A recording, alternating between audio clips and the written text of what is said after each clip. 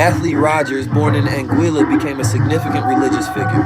Around 1924, he penned the Holy Piby, a religious text that would later be heralded as the first book of the Rastafari movement. The Holy Piby, also known as the Blackmans Bible, was written with the intention of empowering black people and challenging the colonial and oppressive interpretations of Christianity. It was a text that sought to restore dignity and pride among Africans and their descendants. Rogers' writings emphasized self-reliance, unity, and the belief in a divine connection between Africans and their creator.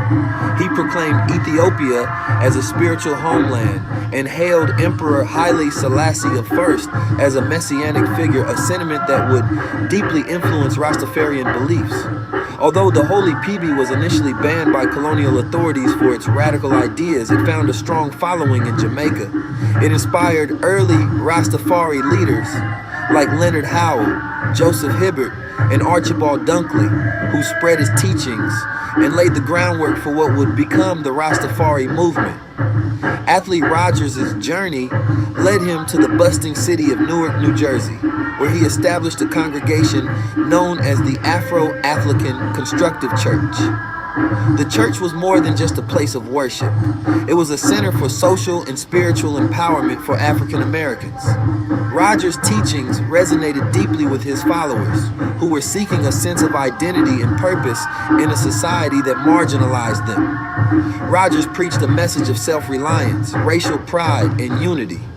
He urged his followers to embrace their African heritage and reject the dehumanizing doctrines imposed by colonialism and racism. The Holy Piby served as the spiritual guide for the congregation.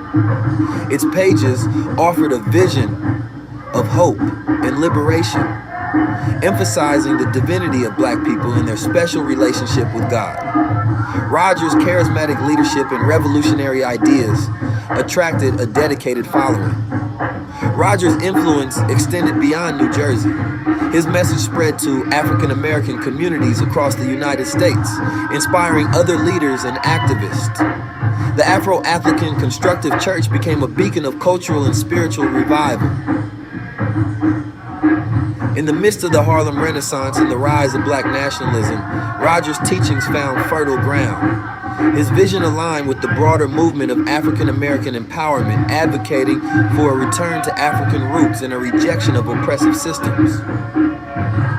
As the 1930s progressed, Athlyi Rogers continued his work, spreading his message of empowerment and spiritual awakening. However, his journey came to an end in 1931. Athlyi Rogers passed away in Newark, New Jersey. The exact circumstances of his death remain shrouded in some mystery, but his impact on his followers and the broader community was undeniable.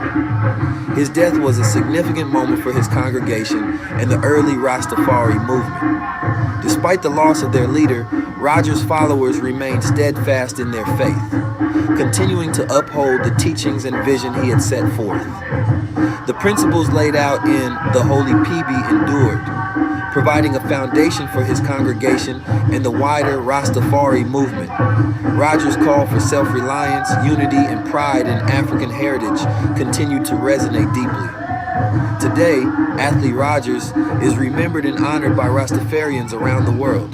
His pioneering work and the spiritual guidance he provided through the Holy Piby remain integral to the faith and practices of the Rastafari movement. Though his life was relatively short, the legacy of Athlyi Rogers lives on.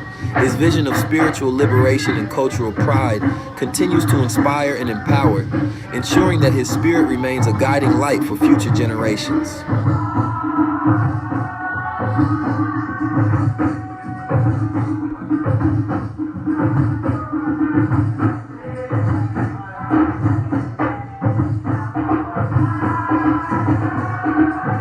Guys. Our divine education that the Rastaman teach in the world today is to bring the people to a clear knowledge, to receive I majesty as the rite of iration.